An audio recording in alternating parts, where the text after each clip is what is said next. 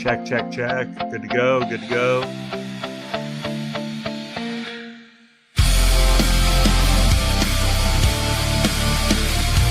Second.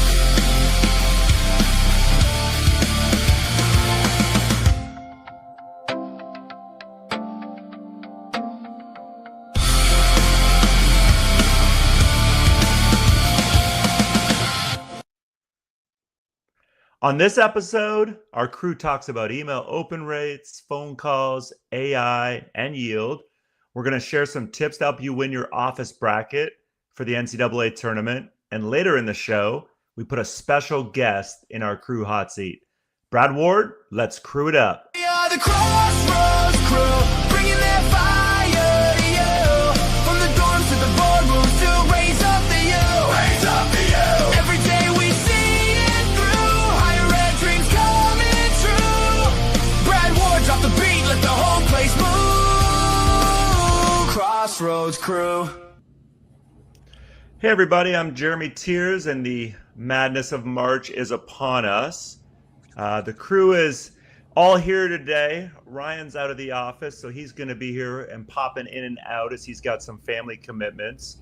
If this is your first time joining us, we greatly appreciate you spending your Friday afternoon. And if this is not your first time, people like Drew, Kaylin, who I already see in the chat, we appreciate the heck out of you and welcome back. All of today's topics and the approximate time that we will talk about them are scrolling across the bottom of your screen. If you haven't introduced yourself in the chat yet, go ahead and let us know who you are and where you're from. And if you're watching us on either LinkedIn or YouTube, we would encourage you to go to crossroadscrew.live, because you can chat with us there and you won't be able to chat with us in LinkedIn and YouTube as easily. So jump over now so you can participate in the conversation. We will have a couple of Q&A audience segments like we have in the previous two shows. And we definitely want to hear from you. So please, throughout the show, throw in your questions, throw in your comments.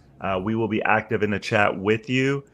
And we will do pulse checks as well throughout the show, where we ask you a question related to the topic we're talking about. And with all that, guys, let's start by talking about what we've been hearing. And Ryan, I'm going to throw it over to you to talk about some storytelling things and parent engagement that you've been sharing with us. Yeah, excellent. Thanks, Jeremy. I really appreciate it, and good to hear from everyone. So last week, I attended the Indiana ACAC conference, and two themes really came up repeatedly. It was the power of storytelling, which I'll talk a little bit more about later, but also that parent engagement, something we talked about on the show previously, especially I think with admitted student days and events underway. We got spring break visits ramping up.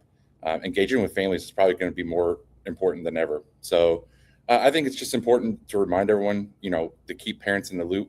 They're going to be asking those thoughtful questions and evaluating the value of the place that the students are looking at. And it's just right now, it's just navigating the complexity of all the choices that they have. So it's really important just to be clear, have those communications, be transparent and intentional with engagement, and build that trust. Yeah, without question. I mean, we've talked about parents in the past, right? And they continue, I'll say, unfortunately, to be the forgotten top influencer that isn't getting the attention they need. And so one of the ways, obviously, you're going to do that is through email. And so, Brad, let us know what you're seeing in all that data, like Gmail promotions and open rates. I know you got a whole bunch of stuff that I thought was pretty cool that you wanted to share. Yeah, I've been looking across about 15 schools, institutions, all sizes, from 300 admits to 15,000. Schools over 4,000 admits is the rough line I'm looking at. The deliverability of emails into Gmail is just getting hammered year over year. So I was looking at a school, and again, this is where you need to look at multiple metrics, right? So their click to open rate, which is what I prefer. I don't want to do clicks divided by sends, because if they didn't open it, they're never going to click. Click to open rate for this school year over year. Last year on 4 emails, 16.18%. This year, 16.13%. So the emails are performing the same. We're getting the same click-through rate. However, the open rates are down 40%. And it's a visibility problem. So you have the same click-through rate on 40% fewer opens, as a raw number of traffic coming through from those, it's significantly less. And so that's where, again, we start to talk through multi-platform strategy, social ads, etc., postcards, right? Like, what else can we do to be in front of these families at this time of year? Because I think the legitimacy that the .edu used to have with big tech companies like Gmail, like Google, it's not there anymore, and they're starting to view institutions just as spammy as other companies out there trying to sell something. So if you're not digging into your analytical data and tracking some of those trends, we spotted it about 15 months ago as it was starting. But last year at that point, it was about a halving of open rates. This year, it's another half of last year's half. So a full fourth of 2 years ago. Yeah, and on that note with communication stuff, I would tell everybody listening, please, please, please make sure that enrollment marketing or whoever is creating a lot of your enrollment comms, make sure your admissions team knows what's going out when, especially if it has their name on it. I continue to have conversations with way too many people on both sides of the equation, both on the enrollment marketing side and on the admission side, who are like, yeah, I don't know what we're sending out. I was, in a conversation with a VP last week, and the VP, said, I was asking our staff a couple of things when they were doing their outreach. And then I realized, wait, you have no idea what our enrollment marketing team is sending out to you. And the staff was like, no, should we? And the answer 100% is yes. And so there's obviously multiple ways that you can do that. But at the end of the day, it's really hard for the admissions counselors to do additional proactive personalized outreach if they are worried about stepping on top, right, of your enrollment comms. And then the other thing I wanted to mention real quick before I throw it over to Soup and Bart is cold calling does not work. We've been saying it for 12 years. I don't know how many schools I keep hearing doing calling campaigns and saying, Jeremy, we call 100 students, 3 people answer. It's not going to work because you don't want it. Exactly. We don't want it. And so at the end of the day, my advice is schedule your phone calls, text and email. Students are okay with both. But they also want to understand the why behind the phone call. Like, why can't this be an email? Why can't this be a text? Bart, what do you think? Well, I think you brought up some really good points there with your, coordinating with your marketing team. And I think that that's so critical. And the other thing is that you've got to make sure that you have a marketing team that's not just an institutional Kinko's that's just making it look prettier by Monday, that they're actually thinking through the multi-platform strategies that Brad talked about, that they're giving you ideas of how to get into the watering holes of these students and parents. And so I think that's where you've got to demand as much from your marketing team. And if they can't pull the weight, you need to figure out and maybe escalate that up higher, because this has to be a full court press at this time of the year. And you've got to really be able to leverage every expertise that you have on campus to get these things done. And so I think those are some really good points there, Jeremy. Yeah, and Soup, as you dive in here, we encourage anybody in the chat, let us know what the one thing is that's been on your mind a lot this week, or just where your team has been having a lot of conversations. Soup, what do you got to add? Well, before we jump in on this one, I think, Brad, did you want to, Drew had a good question, and I'll just segue. I'll jump in on the next segment here, but Brad, sure. Drew, what I would say on that, in terms of, are we confident the rates are accurate? So 2 things I'll say. One, you can always look at unique clicks year over year. That's a very easy indicator. Don't look at the percentage, just look at the raw number. And if you had 400 clicks on that email last year and 200 this year, there's obviously something going on, right? The other thing I will say, and maybe I'll do a segment on this in a future month, Slate tracks every click, which includes any school, K-12 school, which is checking links before the email gets put in the student's inbox. So if you're not doing a tracking report query and filtering out the clicks from an AHC 2.1, and if you don't know what any of that means, again, happy to show you. Drew, I can hop on a call with you this afternoon and show you that. That is the quickest way to actually get some of the fake clicks out and see the real clicks. Yep. Awesome. Well, let's pivot then to leadership. And I would love to start with you, Soup, and just understand, the 5 of us talk a lot about staff retention. I know that's something that all 5 of us are really passionate about. And Soup, you had some interesting thoughts in a recent conversation. So share that with everybody. Yeah, one of the things that came up for me on this topic, we recently had our spring user group with Ardeo, where we bring in some enrollment leaders from across the country, some great schools. And, one of the topics that came up, which surprised me, I hadn't thought about it, is just one, we know there's a lot of issues around staffing. Do we have the bandwidth, limited time, energy with the staffing that we have? number of admission counselors in place.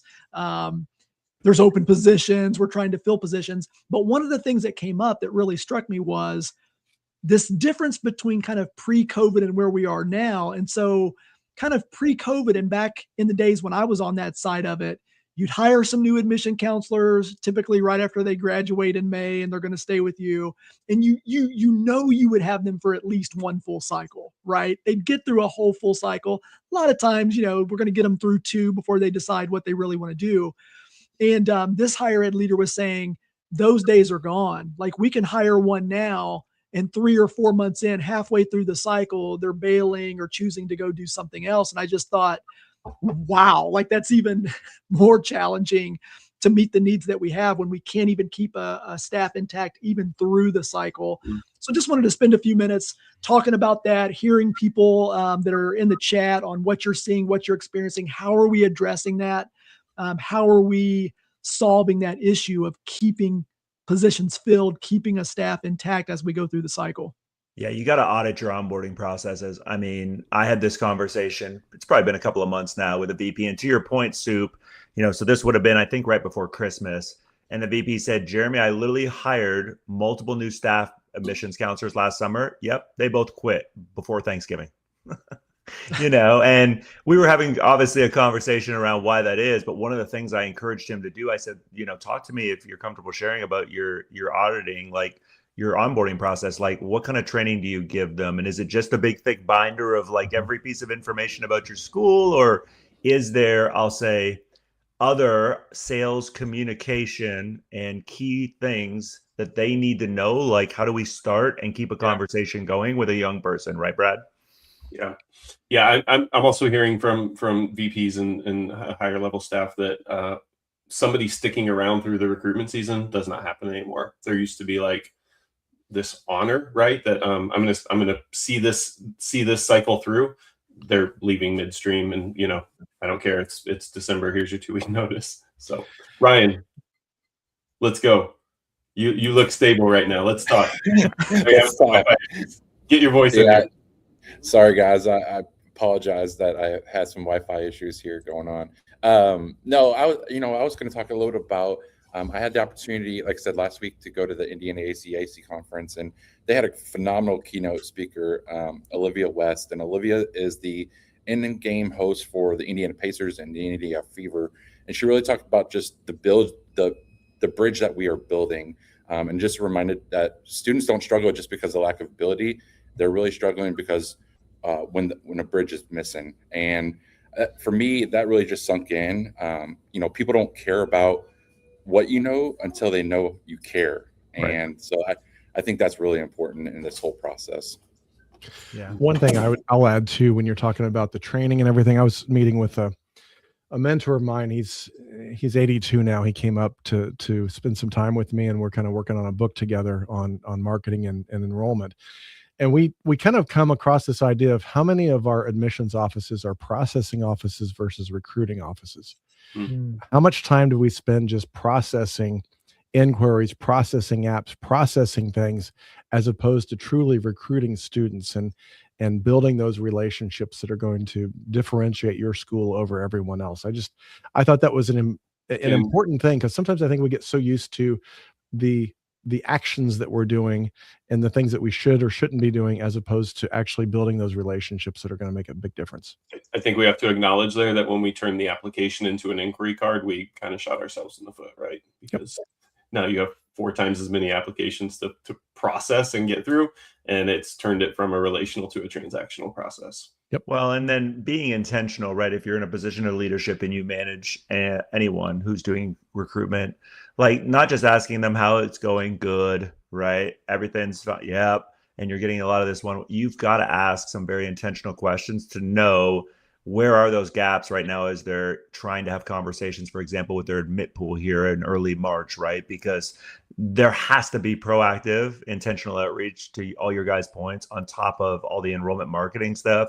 Otherwise, you just miss the opportunities to create those connections and that sense of community, right, that so many students are looking for. Mm-hmm. Yeah, and that's what's going to differentiate you, because everybody else is doing the processing. and everybody else is chasing everything. But how can you differentiate yourself? And this goes back to my marketing roots. How can you be different? How can you make them feel different? To Ryan's point earlier, I mean, you've got to do those types of things, and just running through the motions isn't going to do it anymore. Yeah.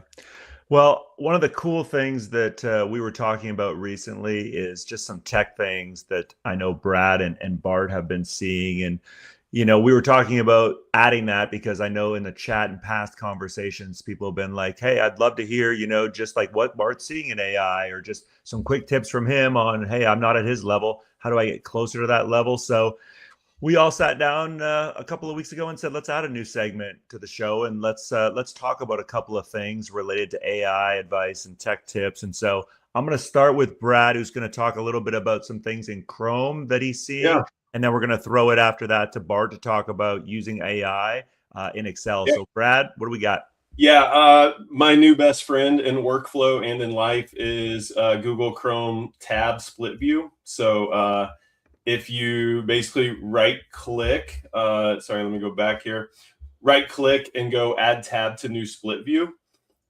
This creates a new window to the side of the window you're currently working in. So in the past, I would always like set up two windows and get them side by side. But the windows, if you're in one, you're not in the other, right? And so what this does, you can see I can basically work across them. I can drag and drop across them. I can copy paste across them. So in this scenario here, we're moving a query from a regular to a configurable joins. And so I needed to move the SFTP data over and basically set one up to start passing it over to me every night and then shut off the other one.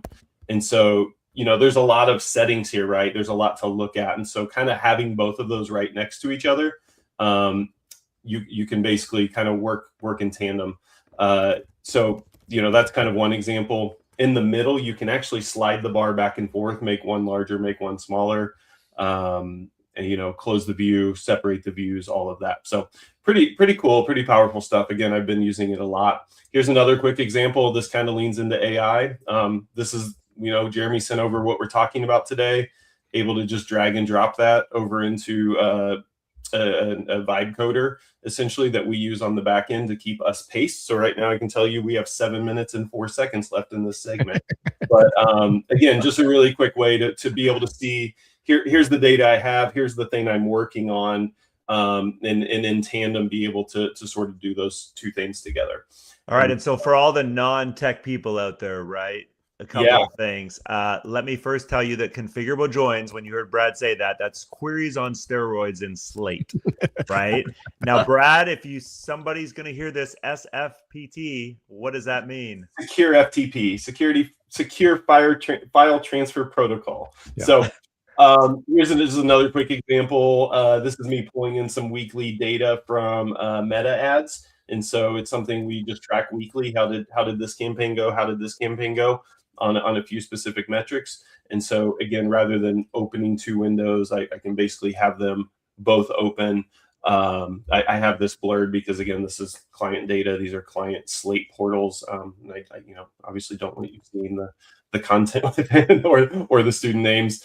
Same thing here, Slate. And honestly, this is one of the best ones. If you're in Slate and right click an email and open it in the split tab view, you can just see that, and then you still have your full list of mailings. And again, you don't have to jump back and forth tab to tab. And on that note, more reasons I'm coming up with to use it. Well, and I was going to say on that note, Brad, before we throw it over to Bart, like the value in what Brad's trying to explain for all of you in the audience and what Bart's going to talk about with his AI advice this month is just you're going to work more efficiently and manage your time better. And that continues to be, again, when I have conversations, I was on a campus earlier this week and I did 31 one-on-ones over a 2-day span. I had multiple people asking me about time management and planning their day. And Jeremy, I'm being asked to do a lot. If you can save yourself 5 minutes on this, 7 minutes here, 4 minutes here, and you get 20 to 25 minutes back of your day, think of what, you'd be able to do. So Bart, what are we looking at with AI this month? What's been on your brain lately? Yeah. So I've got a similar thing here. I'm using Google Sheets right here, but this works in Google, works in Excel as well. So if you're a campus that you've got either a Microsoft campus or a Google campus, you're going to have these tools available to you. And if you don't have them, if you don't see them, you can go and talk to your IT department. It's basically turning them on. So I'm going to use Google just to show you the idea. You're going to have the same thing in Excel. So rather than having a Google logo here, it's going to be a Gemini logo. It's going to be a Copilot logo. And instead of putting formula equals AI, it's going to be equals Copilot. So everything I'm showing you can be done in Excel, or it can be done in Google. They're basically the same thing. So the idea here is that I am going to be able to create a formula now using AI, just like you could equal sum. We all know how to do basic formulas in Excel and in Sheets, but now they've turned AI into a formula. And so this, for the sake of this, I put together some synthetic data. Just, these are inquiry information. So I've got first name, last name, grad year, assumed start date, intended major, unique interest. You could have everything. You could actually export out of Slate, pull it into one of these tools, and then add a new column. And so what I've got here is that my formula is with AI, and then I just put a parentheses and then put a quote, and I just put a prompt in there. So create a custom subject line based on all the data we know about this student from the other columns. I mean, that's pretty simple prompt. And if I just hit return, it's going to actually, do that and put it into that first column here. And so now it's going to generate that. And so now it's got, this is the subject line, Lim Cham. So this is, actually that was the notes, this subject line. And so what I can do now is I can copy that, and just like any other formula, I just paste it down all the way down like every other formula, and it's going to create a custom subject line for every student based on that prompt that we just did. And so being able to do that, now all of a sudden I've got a little bit more information. So I've got a custom subject line here. I've actually created a custom intro paragraph for each student, welcome them and get them excited about applying. And so it has this custom, intro paragraph, and then a custom text message. And then what you can do is you can then export all this, re-import it into Slate, and now you've got 3 extra fields that you can then do some liquid markup, add that to your messages, add that to your texting, and you can all of a sudden do 10,000 customized messages for all of these inquiries that you got. So again, this is the type of stuff with AI that all of a sudden we can expand what we're doing. And I'm seeing probably 10, 15, 20 additional productive hours that I can do each week because of using AI and doing things like this. Yeah, you could write custom emails if you want, but you're just not going to be able to do that. Bart, you're not satisfied? No, I'm not satisfied yet. Like the little paper clip, you remember him? Question, Bart, do you pay for Gemini? Or is this available to anyone in Google Sheets? So if you have I use Google Workplace, and so we're paying for the Google Workspace, but if you are on a campus, your campus is already paying for that. Yeah. And so you should have that available. Now, the new Chat GPT that came out yesterday, it's 5.4. Mm-hmm. It actually now can integrate within Google Sheets and Excel natively. Nice. And so now you can actually use Chat GPT in these. You're probably going to have to get the paid version, which is $20 a month. And if you don't have the paid version, my question is why don't you? Because that is like the easiest way that you can improve your efficiencies and things like that. But yeah, there's and Claude already does it. You can be in Sheets and Excel with Claude. These are all going to be embedded in all the tools that we already use. It's going to be a matter of time before we start seeing these in some of our CRMs. When are you getting your Google phone? Listen, you're going to be the odd duck in the group, Brad. Come on. Hey, Bart, one last follow-up question on that before we start to shift gears here. Yeah. Any worries, concerns around safety, security of information data if we start to get in and we're playing around? Like, is this stuff safe? Do we have to worry about? Yeah, that is a really good point, Soup. And yes, you do need to worry about that. That's why if you have, the Google system or the Microsoft system on your campus, staying within these tools that you already have that already have Copilot and things on that, that's a much better way than downloading your data and then uploading it into the cloud with chat or with whatever else. You don't want to do that.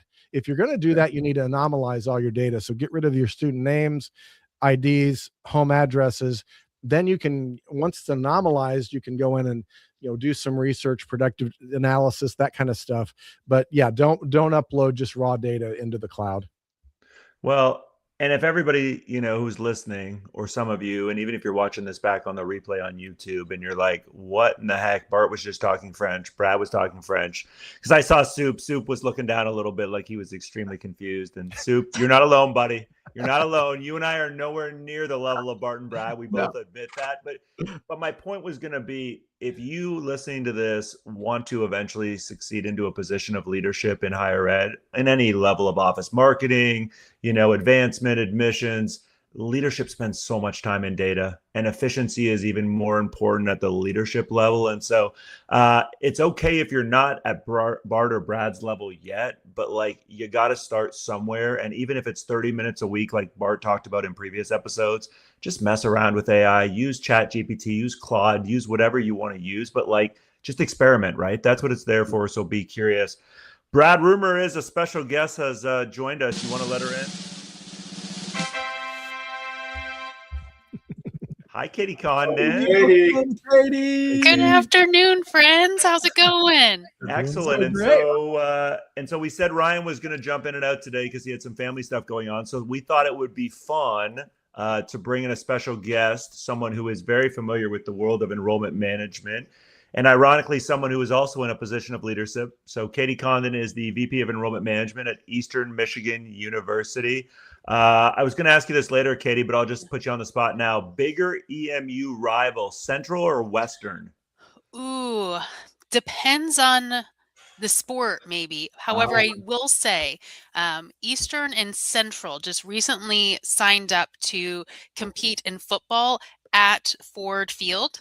And so I feel like for at least the next couple of years, Central's really going to be our big rivalry because we will be competing at Ford Field for a little bit of a Detroit takeover. I think we're calling it Motor City Takeover, actually. And so we're pretty excited about that. So at least for the next couple of years, we want to choose Central. I love it. I love it. Well, Katie, let's ask you a question because you obviously have a different lens to offer than the four of us. And so we'd love to just know whatever you're comfortable sharing. What are you focused on right now with your team, given it's yield season, given there's a whole bunch of things happening on March 6th? What's EMU looking at these days, and where are the conversations being had? Yeah. So how much time do you have? Right?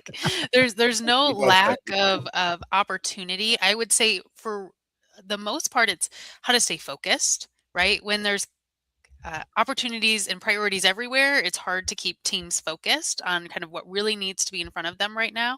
We are a rolling admission institution, and so we are still at all times of the year still focused on application generation and converting students. Today is our actually very first SOAR event. We're the Eagles here at Eastern, so we called it SOAR, but orientation is a better name for the program as far as a descriptive term. So we're already in our full-on yield season, encouraging students to come to campus. We are also, of course, thinking through strategies that can impact yield. How can we leverage tools like AI, like customized outreach? How can we use our tools like our loan repayment assistance program? Shout out to Soup and the Ardeo team for all of their assistance with that. And so, yeah, we're really going through our toolbox right now and making sure that we have all of that situated so that as we get to that May 1st timeline, we're encouraging as many students as possible to choose us. I love it. And I appreciate you sharing that. And, wherever you're at in yield right now, I think it's just continuing to make sure that the clarity is there, right? With the different people who need clarity, whether it's your senior leadership team, your middle management, if you have that, your admissions counselors, your enrollment marketing, financial aid, tour guides, admitted student people. To Katie's point, there's so many different people that are, a part of the yield process. And so just making sure everyone has that clarity. Now, Katie, I know your basketball team's probably not going to be in the NCAA tournament this month, unfortunately. Yes. I know that any of you listening, if you've listened to my podcast or one of the previous shows, know that in a previous life, way back when I was a college basketball coach for 8 years at 3 schools. And so this is 100% my favorite time of the year. I know Brad and Bart, quite honestly, could care less. I know Soup only cares about UK, and if Kentucky does well, Soup will be happy. But we wanted to spend a few minutes because I think it's fun just to to share some things about the NCAA tournament, which will start here, not this Sunday, but the following Sunday with the selection show. Because I'm sure at least a few of you listening to this, even if it's on the replay, are going to have an office bracket. Katie, I don't know if you do one at EMU, but I thought I'd offer you some tips because, fun fact, Jeremy has won his friend's bracket the last 3 years in a row. I'm going to try to make it 4 this year. And so I'm going to give you just some. How many friends are we talking tips here? Because I win my family every year. But listen, I'm talking a friends group bracket, Brad, where the prize is in the 3-digit number, and there's about 20 to 30 of us. So it's definitely not tiddlywinks. It's not enough to retire on, but the bragging rights, right, are the best part of it. And so which you're exercising right now, which is you got it.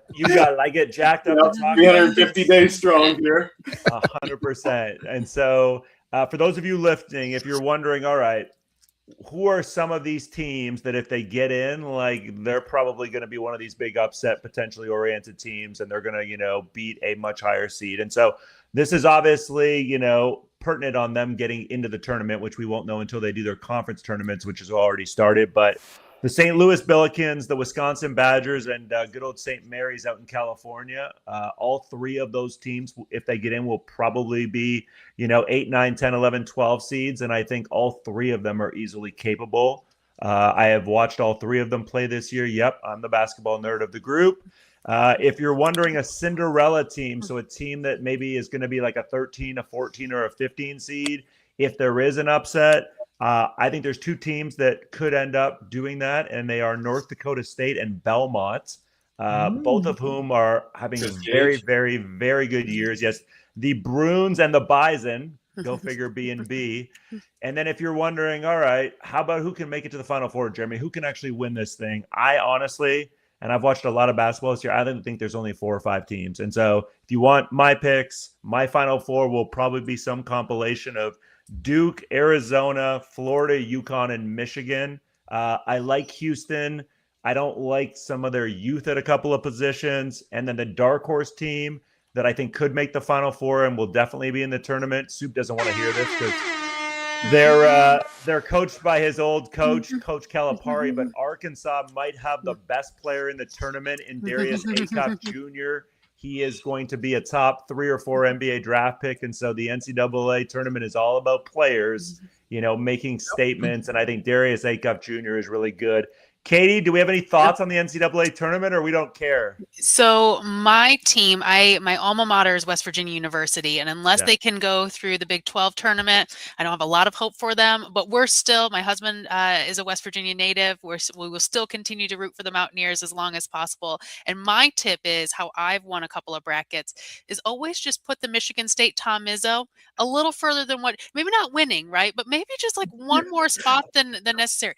Tom Izzo is just a March Madness guy. And so if you can just get him one more level than maybe what other people think, you might get a good bracket. See, and Katie, in most years, I'm 100% with you. But boy, Dusty May's got Michigan rolling right now. That's true. And don't get me wrong. I'm an Izzo guy. I'm a Big Ten guy. They're obviously both Big Ten teams, but Michigan is really good. Well, we're going to dive into yield because Brad's giving me the naughty notice like, Jeremy, let's go. We're behind. And so we're going to talk about a whole bunch of things this month. But Katie, I wanted to start with you just because, again, I think you provide a unique lens the audience is going to be curious about, like what yield strategies, whatever you're comfortable sharing, because we don't expect you to give away any big EMU secrets, but like what is most helpful the last couple of years for your team when it comes to yield strategies? Where are you guys finding the most success? Yeah, so we're still doing a lot of the traditional work that you just need to double down on, right? Think really strategically about your events and your opportunities for students to visit your campus. They want to see themselves on your campus. And so any opportunity to make it feel like home, and it feels like, right, a little bit like, oh, of course, everyone's doing that, but like, you really have to make sure that you're putting your best foot forward when it comes to students visiting their campus. I always say I liken a campus tour similar to the TLC show, as all of you gentlemen have probably, I'm sure, are a huge fan of Say Yes to the Dress. It's very similar, right? Like say yes to our campus. And so we want them to get that same overwhelming sense of joy that they have found the spot. I tell families all the time, getting into college is really just like the first step to your collegiate journey, you have to find a place that you're going to thrive, right? And so it's not just about getting in, it's about choosing the institution where you're going to be able to graduate. We know retention is a key hurdle for a lot of students. And so choosing a campus that they can really thrive on, I feel like is really important. So doubling down on your campus visited experiences, I feel like is really important. The other thing I would highly recommend, we still do it, thinking through the events that are happening on your campus in a way to showcase them to future students.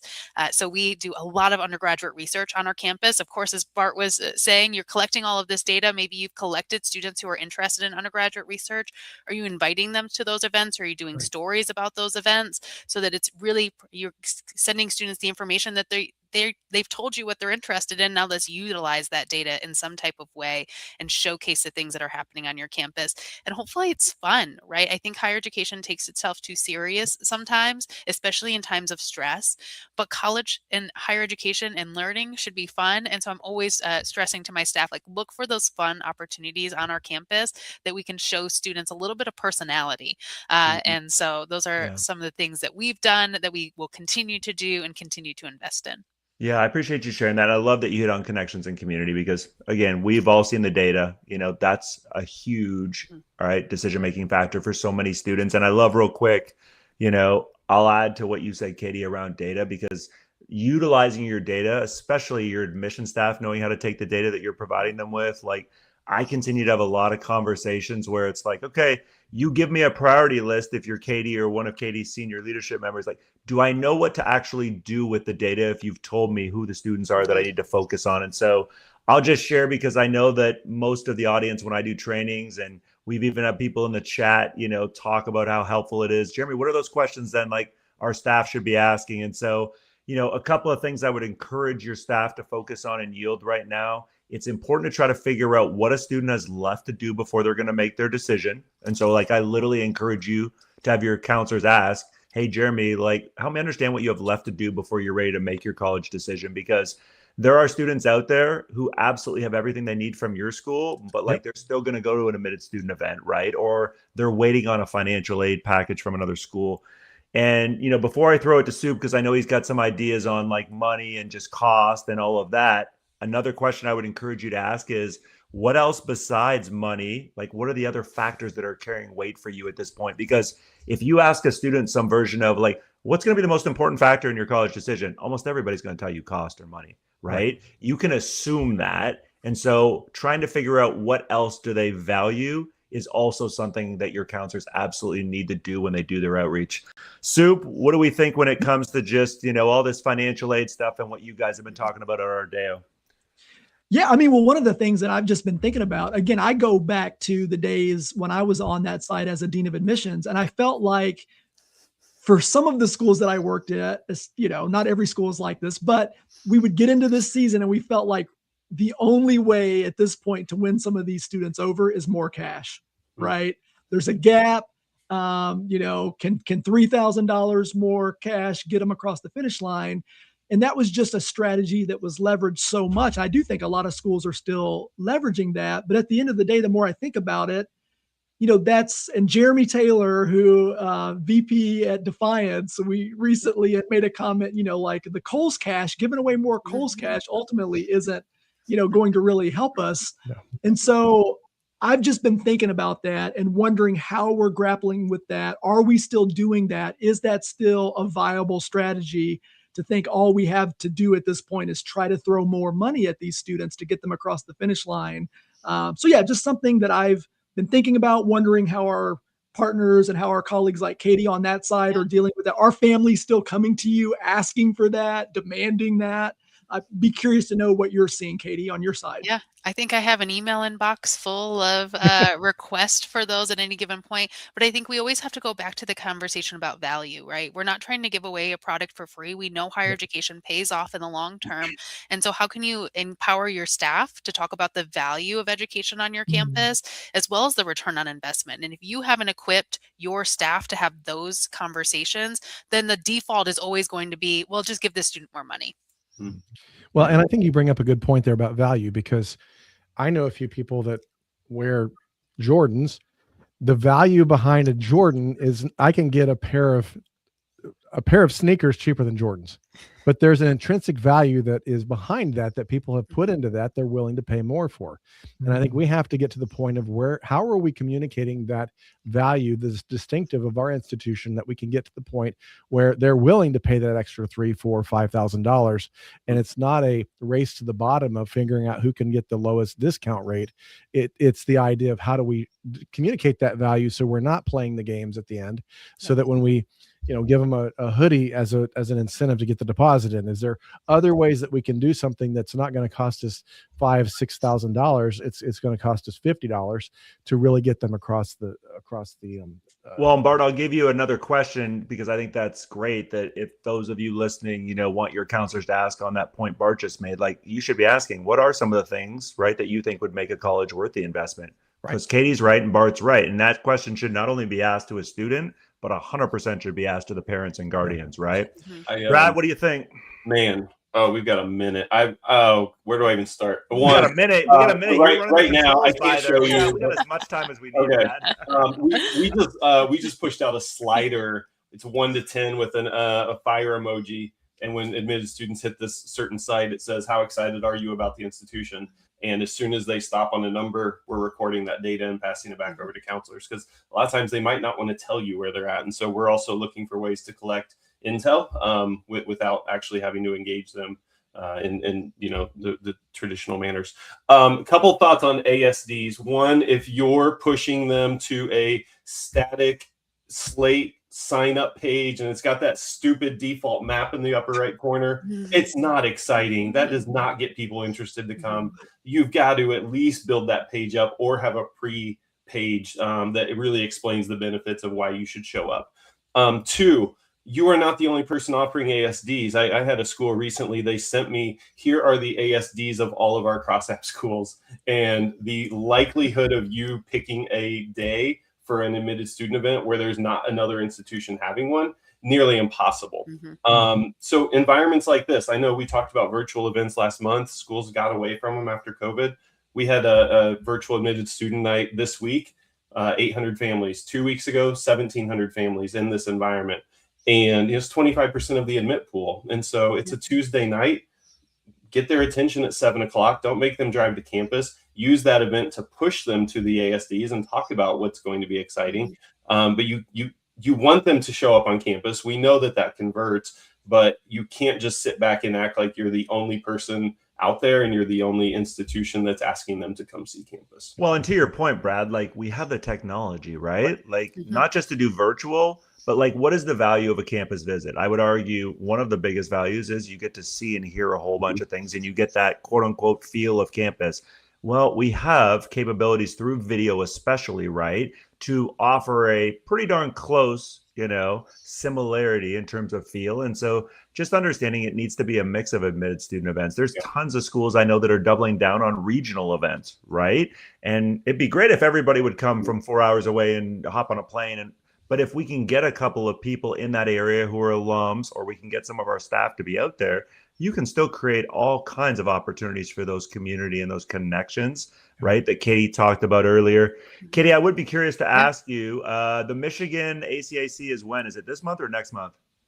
Oh, you're asking me a trick question. No, I don't remember the answer. I seriously don't. I don't remember either. I feel like it's this month or next month. And so I know Ryan mentioned earlier before he jumped off, right? The Indiana, they do theirs first. We did ours here in Indy a couple of weeks ago. And so spring conferences, I know, are also happening right now. Katie, what do you think the number one tip March is? March 19th. I got it. See, March my memory's not bad. I'm Nope. getting old, but my memory's still decent. Lots of spring conferences happening. And I know, obviously, it's hard to, during yield season, get out to those. But Katie, for those people who do get professional development opportunities, like, what's your number one tip in terms of like maximizing time at any conference? Oh, great question. Conferences are so important for the networking. And so I look I try to research the presenters as much as possible. Look at the people's LinkedIns, see what they're posting, see what they're engaging about. Because, right, if somebody's a really engaged, smart presenter, you're going to get so much more out of that presentation. And so that's one thing that I always highly encourage. Look at the presenters, look at the schools that they represent. Do you have aspirational peers that you're looking to learn a little bit more from? I think that's certainly helpful. And look for things that you maybe in the subject you don't know anything that is in that area, right? Like I don't know anything about athletic compliance. And so let me go and at least get a 100 level understanding of athletic compliance. It doesn't always need to be directly related to kind of your area of expertise. Use these opportunities to think outside of your box. So for example, this year I'm actually attending NACUA, which is the legal conferences, higher ed legal professionals, because was asked to present on fraudulent applications, right? And so I don't know a whole lot about this conference. I am sure being in a room of lawyers will be tons of fun, but it's just an opportunity for me to learn a lot more about how higher education works. And so I would encourage folks to think outside of the box as well. Brad, it looks like Drew was asking another question related to data. So let's hit on that because I pulled some data real quick. Okay. Drew, that's great. I do the event. However, don't forget about parents. I just looked at the school I mentioned that had 1,700 attendees on their virtual event. Parents are not going to be on Zeme. 63% of attendees, 1,115 out of 1,761 were parents. Yep. And the average viewer time was 24 and a half minutes. Yep. So don't miss the opportunity to engage parents virtually. And Brad, can I add one other thing to that? I was just thinking about a second ago. You are 100% spot on. And on your on-campus accepted student days, separate parents and students. If you have not made that change and you're still keeping the whole group together for all the programming, stop. Find ways, separate the groups. Do strategic programming for parents. They have very different needs than what we're trying to accomplish with all the admitted students when they're on campus. Find creative ways to really meet the needs of the students, but do some very important things specifically for the parents. And you can only do that if you find intentional ways to split those two groups up physically throughout that day and that experience. Yeah, and if you are down right now in admitted student event numbers and you don't have, the opportunity, like Brad said, to do, a ton of virtual events, I continue to see on all the surveys we ask, hey, what are the top things your parents help you with or your guardians help you with in this process? Literally the top two things, figuring out the financial component, which makes complete sense. You know what number two is almost every time? Planning any sort of campus visits. Yep. Like if you would get to more parents right now, you 100%, right? If you do it in a personal way that explains not just the value for the student, but what's the value for mom, dad, whatever the dynamic at home is? What's the value for them if they're going to have to organize all the logistics here and bring the family to campus for an ASD? Can I throw out a free tip here? If you're not pushing Slate queries straight to Meta to target on ads, you should be, but send 3 queries over. Send the student, send parent 1, and send parent 2. If you put them all in the same query, as soon as it matches the student, it's not going to go look for the parent. 80% of my clicks on Meta are parents. And so again, if you're not putting these opportunities in front of them when they're just doom scrolling and, so my biggest yield thing is, when is the last time an admit thought about you, right? You have to get them to think about you, and you can't make a decision if you're not thinking about it, right? And so any opportunity, whether it's just digital, I call it billboard marketing online, right? Like I just want to pop up in your feed and have you think about me for a moment. I want to engage you in some meaningful way and have you think about it. A lot of people sit back and they wait for the admits to come to them. Yeah. You have to be proactive and get out there and, again, get them thinking about you so that they can move forward in their decision-making process. Yeah. And as you're kind of talking about the yield ideas, one thing that Katie said earlier that I think is really important is we need to figure out how to have fun, how the students have fun, because I think that's going to differentiate, and that's what they're looking for. They're looking to be what I call edutainment. They want to be educated, but they want to be entertained at the same time. One thing we've been doing for a couple of schools is developing some almost BuzzFeed type of quizzes. And we have one that we developed called the Dorm Room Designer. and it's what's your vibe for your dorm room, and you just ask them silly questions about, hey, do you prefer to go into a thrift store or chilling on, doing 90s vibe or whatever. After they take the quiz, we're actually delivering them pictures of what their dorm room could look like at that institution that we've taken with AI, and put the decorations in that we use in Nano Banana. It's no big deal, but that's the kind of stuff that will get them excited about your school, get them excited and pulled in. And so things like that I think are just quizzes and ways to engage students. You can also use that as intel for more content. So we had a quiz years ago at the school that was, what will your typical weekend look like here? And one of the questions was, it's 10 a.m. on a Saturday. Do you go get coffee, start studying, head to the library, go to the gym? 80% of kids said go to the How about, gym. are you still in bed, Brad? Right. Like 80% of kids there said go to the gym. So we quickly swapped out content for a few weeks later to talk about the health and wellness facilities. Well, and I'll punctuate all of our points just by really encouraging the audience. Anytime you message in any shape or form, email, direct mail, virtual events, phone calls, right? Text, it doesn't matter. Value over volume. All right. Value over volume. What is your value add is the question I like to ask marketers, and I like to ask admissions people. And it's not what the value add is for your school. It's based on where the student is at in the process, based on what you know or don't know about them or a group of students. What is the value add? And Bart just gave a great example there. So I really encourage you to think about that. Brad, we got any cool sound effect when we put Katie in the hot seat here? Let's go. You can always count on Brad Ward for a really awesome sound effect. It's hot seat time. So the other thing I feel like I'm on the Ellen DeGeneres show. She had a segment. Yeah. The other thing we wanted to try this month, just because we thought it would be fun, right, is to have our special guest when we have one get into the crew hot seat. And so, Katie, our last segment involves kind of like a combination of answering some fun and some totally serious rapid fire questions. You up for that? I will try my best. Okay. Soup's gonna, laugh the entire time, and so you ignore him. And the questions I put in the document are not fun at all. So I should not go first. Fill in the blank for us, Katie. A vice president of enrollment's primary role is to blank. Primary role is to reduce friction. I love that. It's so important, right, to find ways to get collaborative and to keep all of the different stakeholders right on the same page.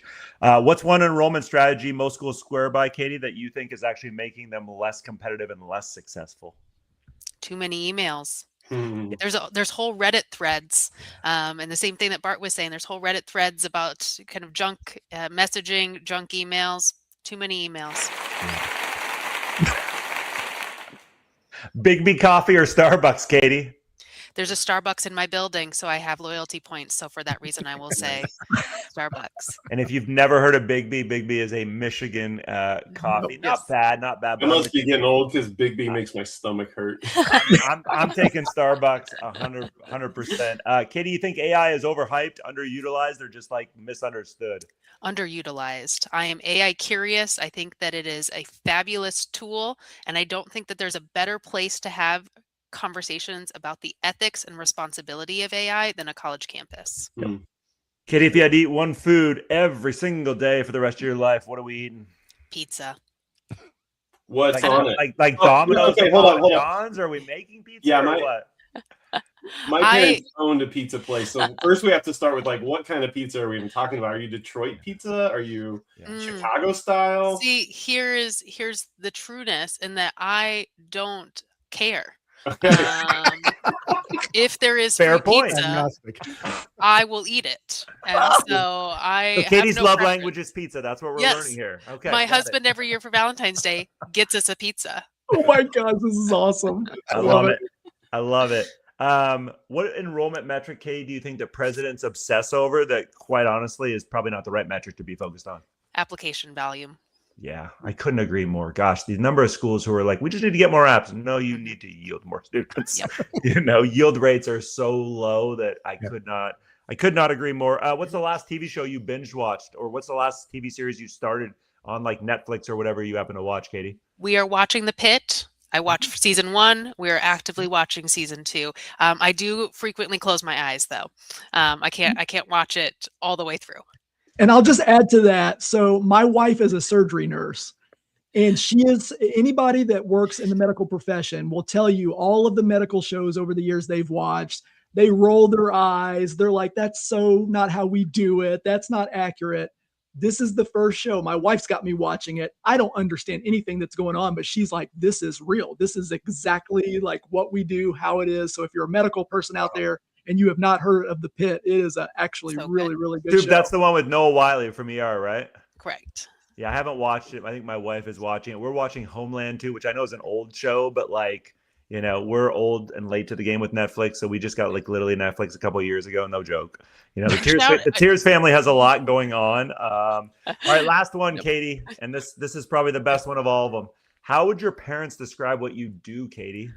Oh my goodness. I'm a first gen student. And so Yes. working in higher education is also interesting. I would say that my parents think that I do a lot more marketing than kind of the admissions data side of things. So I would say that my parents largely think my job is marketing.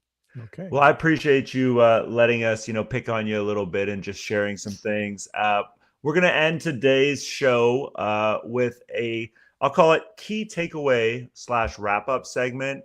And so, Katie, I would love to start with you and just, you know, anything that either got brought up today or just something that really has been keeping you up or is on your mind. Like what is a key takeaway that you would encourage the audience to be thinking about? So I would encourage the audience to follow Bart on LinkedIn if you aren't already, because I personally learned so much from Bart about AI. He's just a catalyst for, I don't have to follow any other organizations or anything like that. If I just follow Bart on LinkedIn, I'm always going to stay in tune with what's happening with AI, how higher education and enrollment management can utilize AI. So just shout out to Bart and all of his hard work and keeping the rest of higher education informed about what's new and how we can utilize this amazing tool. Yeah, Bart keeps us informed as well, and I will pat on Bart and Brian Piper, the two most knowledgeable people I know related to anything about AI. Bart, what's on your brain? I think the value messaging. We talked a lot about that today. I think that's something that I think gets left out of discussions that we need to start getting more into the discussions. And I think that that's got to be part of what we're doing as opposed to the race to the bottom of the price. And so. Yeah. Producer Brad, I'm very disappointed your cat did not make an appearance. I know. On I had to our close the show window here. because the ducks are being so loud. Brad, what do you want to encourage the audience? On the thought of LinkedIn, Katie, do you remember when I requested to follow you? I don't. So I get a lot of requests. It's always weird. Geez, here we go, Soup. We're going down memory lane.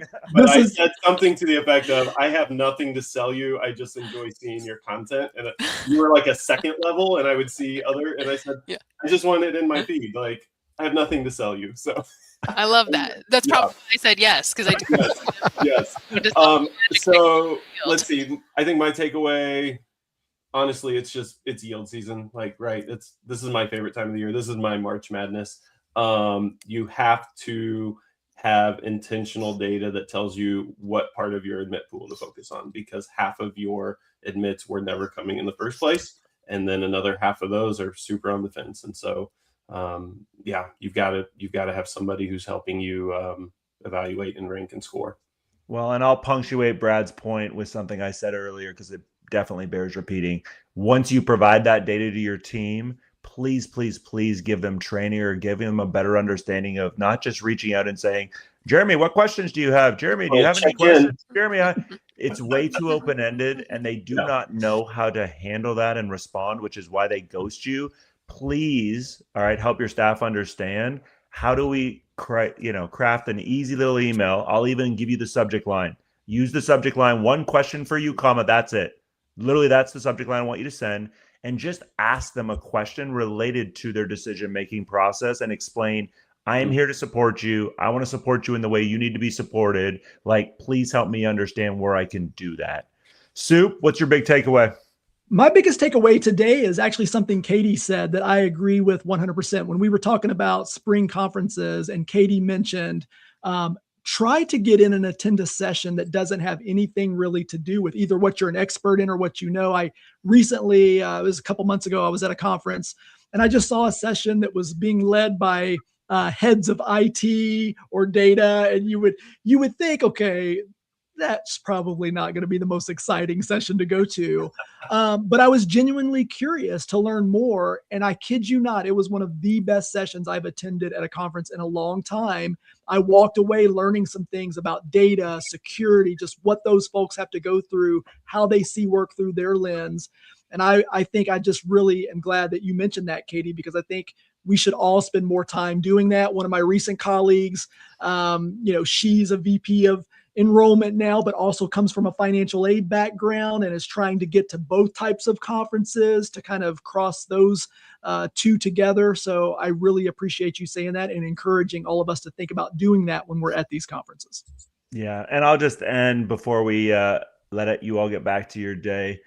Really do I'll say as good a job as you can about celebrating these small little victories that are happening along the way. Yes, yield is going to obviously be a momentous, hopefully, occasion on your campus, but there's so many little small moments that happen along the way. And so we're just hoping that, when you join us each month, you feel like you're 1% better, or we've given you something, right? Hopefully that you can apply right away, that you can use during yield season or use to get a head start on the next class. And it's about getting 1% better. It's not about not about perfection. It's about progress. And so we just appreciate your time and attention this week. Brad Ward, take us out of this place. See ya. We are the Crossroads crew, bringing that fire to you.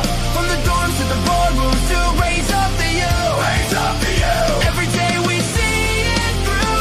Higher ed dreams coming true. Brad Ward, drop the beat, let the whole place move. Crossroads crew.